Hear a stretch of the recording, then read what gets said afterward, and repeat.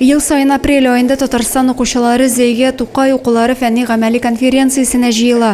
Чара кунакларын 6-нчы мәктәп җитәкчелеге мәгариф идарәсе вәкилләре сәламләп, уңышлар теләде. Замечательно то, что те выпускники, которые участвовали из года в год в этой конференции, стали успешными студентами в ведущих вузах нашей республики, даже страны.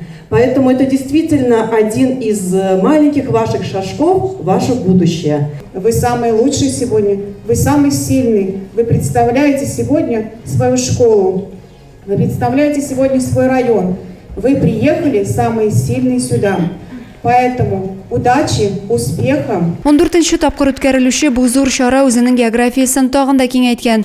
Быел конференциядә катнашу хокукына барлыгы 5 районнан 100дән артык укучы ия булган. Алардан 62 эш сайлап алу этабын үткән.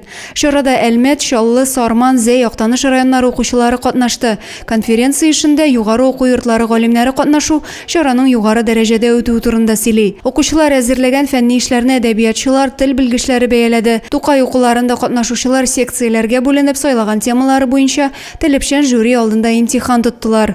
Туган якны өйрәнү фәндә беренче адымнарым, татар теле, рус теле буенча иҗади эшләрен якладылар. Шулай ук гореф-гадәтләребез халык иҗатында бик теләп өйрәнгәннәр. Адилә Борханова, Юлия Казамарова, Зәй хәбәрләре.